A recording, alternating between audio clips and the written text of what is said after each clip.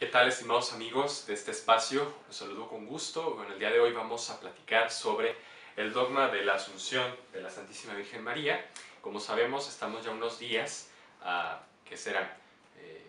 6 días para ser exactos, de la celebración de esta solemnidad litúrgica, la Asunción de la Santísima Virgen, el próximo 15 de agosto. Y para ello, pues es importante prepararnos con conciencia, nuestra alma para celebrar mejor este acontecimiento. Es un dogma de fe y hay que explicar primeramente de qué se trata, porque un dogma de fe no es cualquier cosa, sino es una verdad revelada por Dios para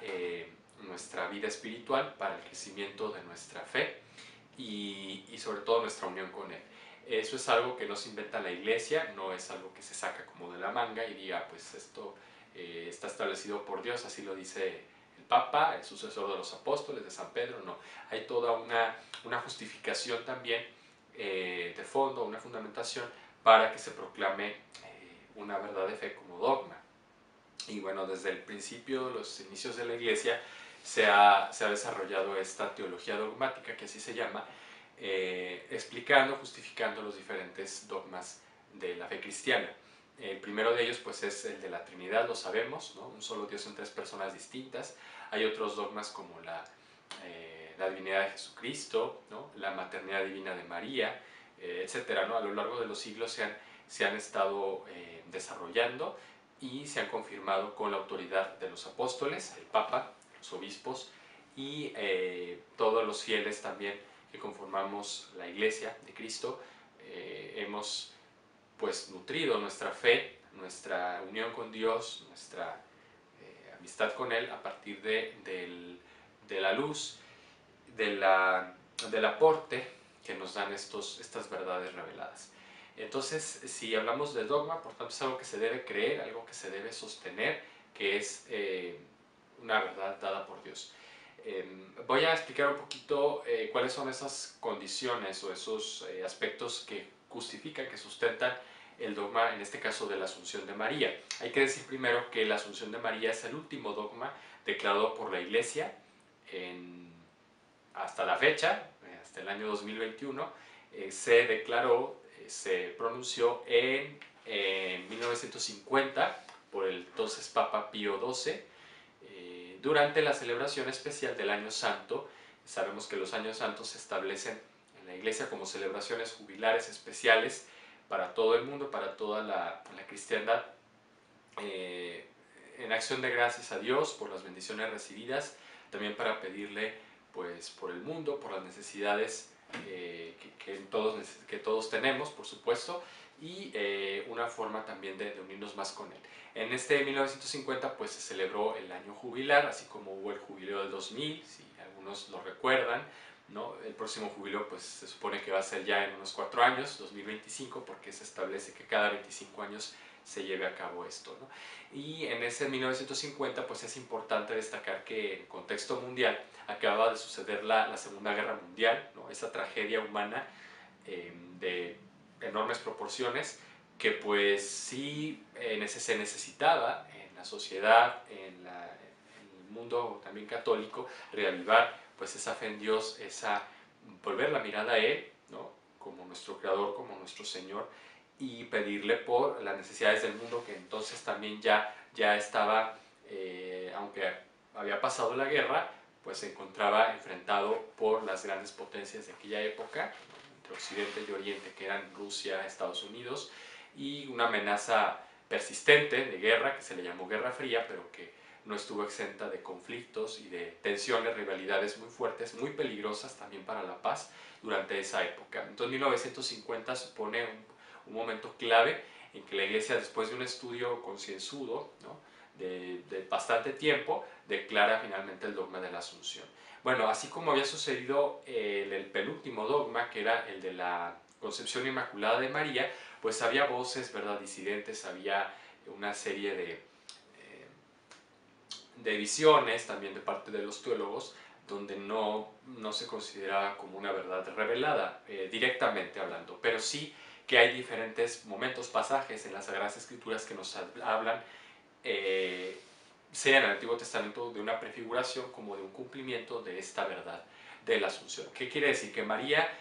fue asunta a los cielos, fue llevada al cielo en cuerpo y alma, ¿sí? No tenemos, y además, bueno, voy a decirlo para que no se me pase, las apariciones marianas que ha habido a lo largo de los siglos, como Nuestra Señora de Guadalupe en 1531, perdón, estoy con el 21, nos confirman que la Virgen precisamente ya está glorificada en el cielo, o sea, no solo a nivel espiritual su alma, sino ya plenamente como persona formada, constituida por cuerpo y alma, ya está resucitada, ¿no? Por eso la Virgen se nos ha plasmado en este ayate, en esta preciosa tilma,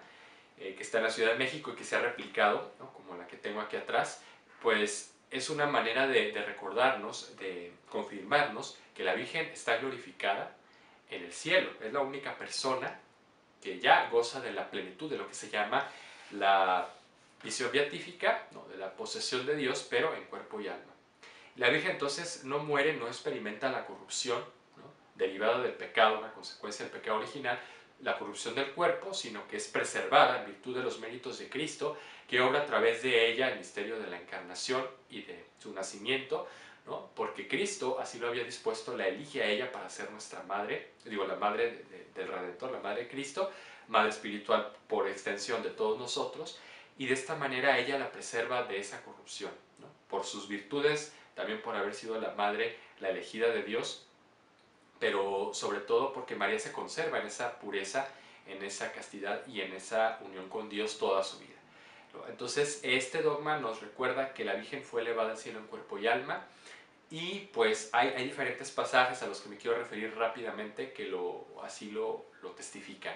Uno de ellos pues es esa visión,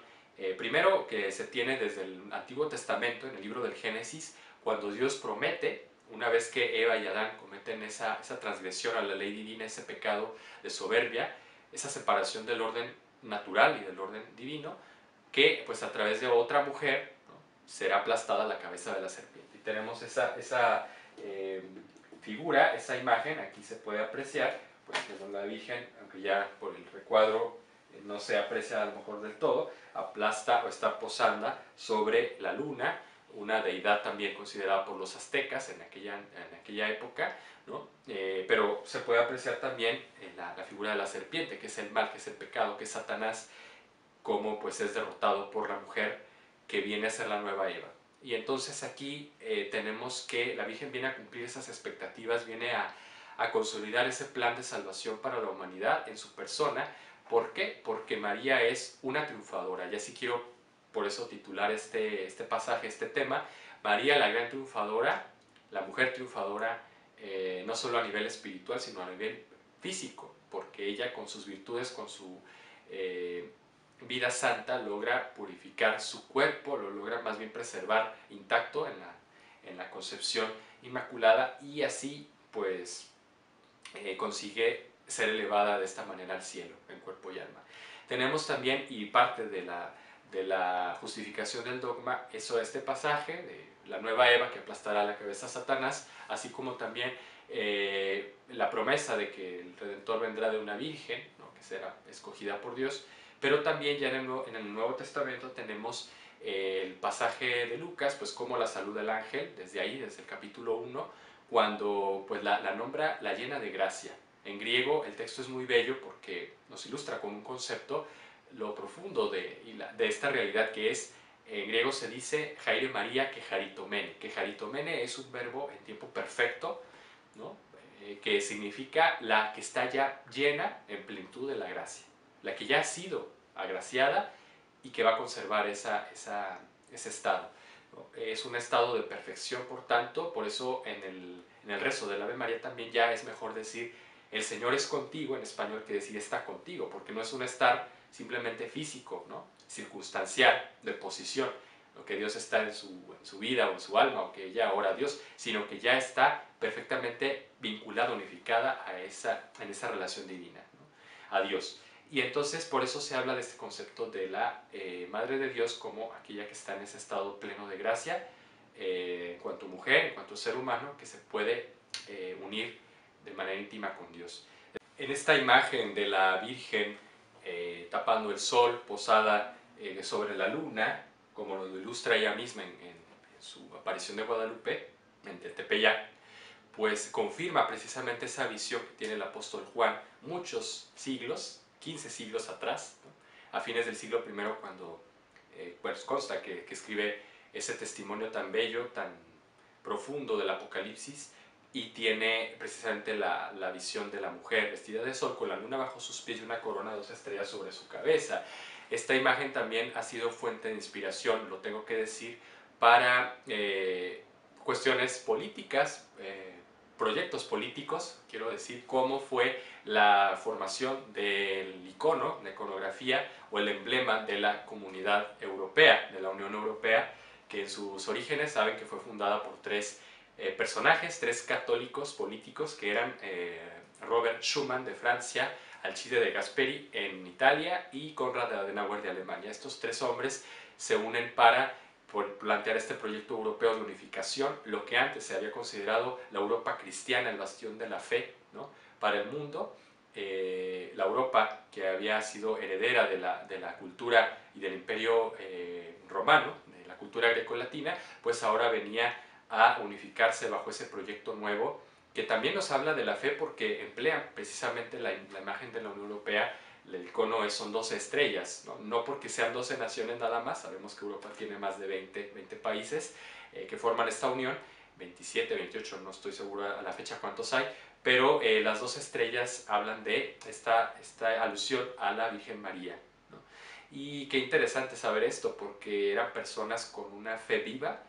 no solo con una ilusión, con un proyecto político, ¿no?, que mejorara las condiciones del continente, las economías y el intercambio cultural entre los países, sino sobre todo que avivaran ese sentido de fe, de espiritualidad que había en Europa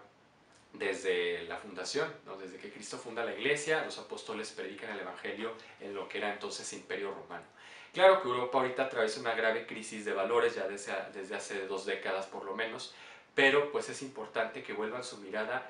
como europeos, como cristianos, y nosotros, los americanos, los mexicanos, que somos herederos también de esa cultura, mestizos, poder tomar en cuenta que la Virgen ha estado presente, ha inspirado, ha proyectado, impulsado estos proyectos que nos hacen volver la mirada a Dios. La Virgen no se ve a ella misma como un fin, ¿no? Sabe que ella es una mediadora de la gracia, ha sido declarada pues madre de la iglesia, ¿no?, bajo dogma, ha sido declarada también pues madre de Dios más bien, madre de la iglesia. Se espera que luego sea declarada corredentora, ¿no?, socia en la obra de la redención, porque prestó también su cuerpo, pero no solo su cuerpo, sino su alma, se identificó a tal punto con Dios que Dios la quiso utilizar para ser la nueva Eva, ¿no? Y ella pues es una triunfadora, como lo decíamos, en cuerpo y alma, porque supo poner su mejor exposición, su espíritu, a la acción de Dios en este mundo, y también su cuerpo, su esfuerzo, su energía, como lo vemos en esos pasajes tan bellos de la visitación a su prima Santa Isabel, como nos lo refiere pues el viaje que emprende hacia Belén por motivos del censo, donde tiene lugar el nacimiento del Salvador, la huida de Egipto, tantas vicisitudes, tantos problemas, dificultades que la Virgen tuvo que enfrentar, pero que a través de ellas fogueó su espíritu y su cuerpo, lo dispuso de la mejor manera para Dios, y por eso Dios le concede esta gracia de ser la triunfadora sobre el pecado y sobre la muerte, preservada de la corrupción, ¿no?, corporal, y elevada al cielo en esta bella fiesta de la Asunción, que también en Oriente es muy celebrada. La Iglesia Ortodoxa rusa pues la recuerda, y hay una tradición también de la Iglesia Ortodoxa católica, pero también ortodoxa, de la dormición de la Virgen. No sé si sabían ustedes que se suele festejar en la víspera, el día 14 de agosto, la dormición, que la Virgen más bien se sostiene que durmió, fue entrada en profundo sueño,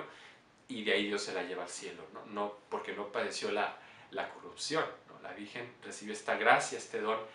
sobrenatural increíble, y pues a ella debemos confiarnos. Máxime cuando ya, además de los pasajes que mencioné del Antiguo Testamento, del Nuevo Testamento, del Apocalipsis, también la Virgen nos ha confirmado con su presencia, con su manifestación en este mundo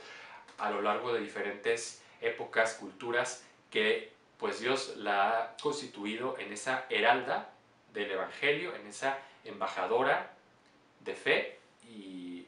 de esa misión que Cristo quiere hacer con cada uno de nosotros, de salvarnos y de concedernos esa resurrección final, como a ella ya se la otorgó en virtud de los méritos de Cristo. Eso siempre hay que recordarlo, y para retomar y cerrar bien el punto que decía, de que la Virgen es mediadora de la gracia, es un medio privilegiado de salvación para nosotros, porque Dios la ha querido constituir en esa socia de la salvación, en esa, pues se puede decir, corredentora, en esa madre para todos los hombres a nivel espiritual que nos quiere llevar al cielo, y que debemos mirarla a ella como esa prototipo de mujer, esa mujer triunfadora, esa mujer verdadera, se puede decir feminista en el sentido pleno del término y constructivo, porque sabe darle a la mujer su justo valor, su justa verdad, y no solamente una visión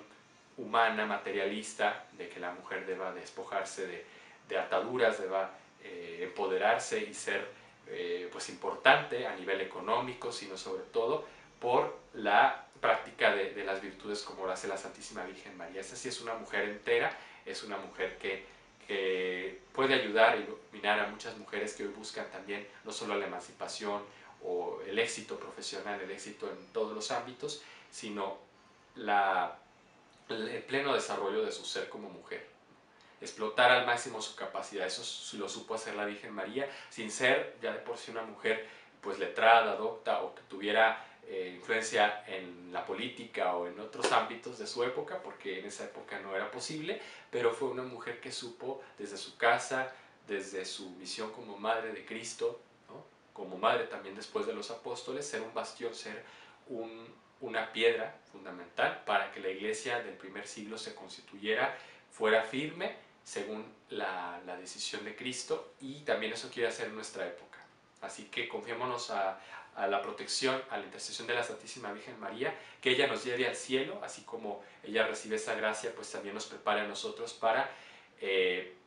desarrollar al máximo nuestras capacidades físicas, nuestro cuerpo, purificarlo, hacerlo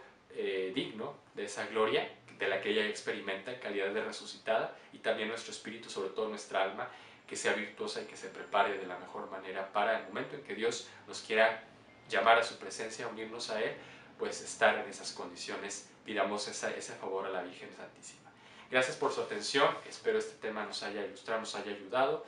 y pues encomendamos a la Santísima Virgen María nuestras necesidades. Pidamos en esta fiesta, solemnidad de la Asunción, la gracia de obtener también, de ser dichosos y conseguir esa resurrección que Cristo nos ha prometido a todos. Hasta la próxima.